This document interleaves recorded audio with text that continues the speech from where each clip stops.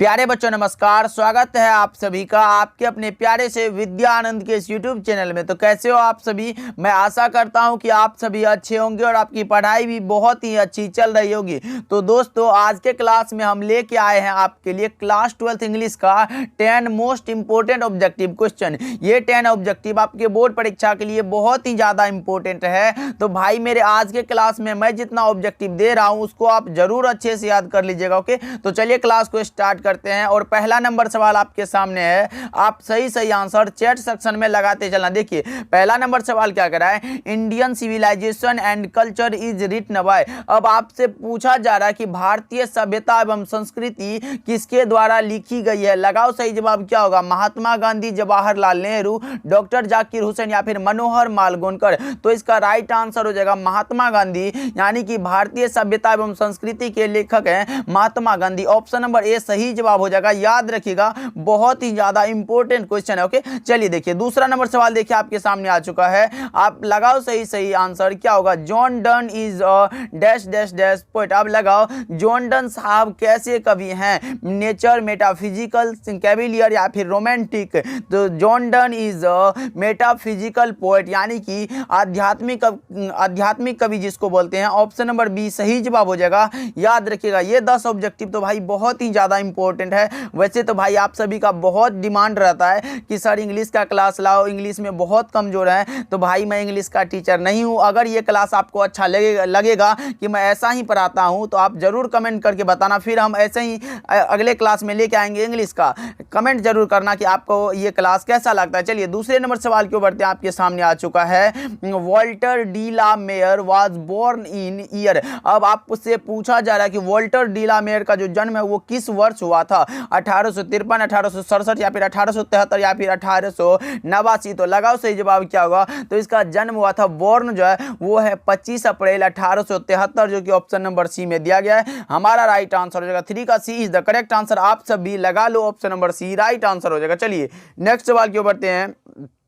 Fourth number सवाल देखिए, let's watch a film dash dash. कौन सा इसमें सही ऑप्शन है, लगाओ सेल भी होगा, डोंट भी होगा, डू भी होगा या फिर अडेंट भी होगा। तो मैं बता दूं लेट्स वॉच अ फिल्म, इसमें जो सही जवाब हो जाएगा वो हो जाएगा सेल भी। ऑप्शन नंबर ए सही जवाब हो जाएगा। याद रखिएगा इंपॉर्टेंट क्वेश्चन है, चलो एक फिल्म देखते हैं, सेल भी लग जाएगा। ऑप्शन ए राइट आंसर हो जाएगा। चलिए पांचवा नंबर सवाल की ओर बढ़ते हैं, आपके सामने आ चुका है, लगाओ choose the correctly spelled word. Spelling पूछा गया, लगाओ कौन सा कमिटी है जो सही है, ये वाला सही है, ये सही है या फिर ये सही है या फिर ऑप्शन नंबर डी वाला सही है। कौन सा कमिटी सही है भाई, तो आप लगा सकते हो 5 का option number A correct answer हो जाएगा। कमिटी जो है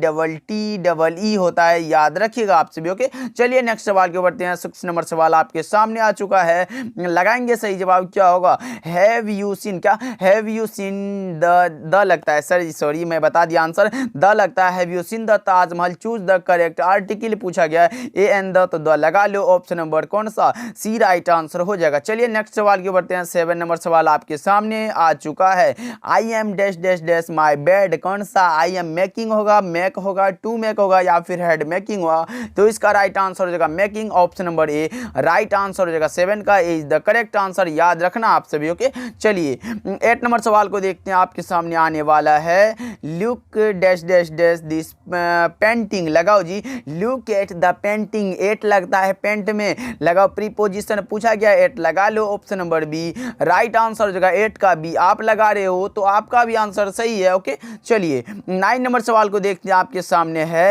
he is not dash dash dash. अरे भैया जी कितना आसान सा सवाल है। होम में आप किसका प्रयोग करते हो, आप लोग कहीं भी लिखते होगे, एट जो है आपका जो होम होता है वो लिखते हो, तो होम के लिए एट का प्रयोग होता है। ऑप्शन नंबर सी बिल्कुल राइट आंसर है। 9 का C is the correct answer. चलिए 10 नंबर सवाल देखिए आपके सामने है, सेवीज हॉबीज वाज कलेक्टिंग। अब लगाओ जी सही जवाब क्या होगा। सेवीज का जो शौक था इकट्ठा करने का, क्या इकट्ठा करने का था, गड्स यानी कि लौकी, फ्लावर फूल, सीड्स या फिर बीज या फिर घास, कौन सा होगा। तो इसका जो शौक था वो हॉबीज था, वो था गड्स यानी कि लौकी को इकट्ठा करना। ऑप्शन नंबर ए हमारा सही जवाब हो जाएगा। 10 का ए लगा लो, आपका भी सही जवाब हो जाएगा। इस 10 डिजाइन ऑब्जेक्टिव को आप जरूर याद कर लेना अच्छे से।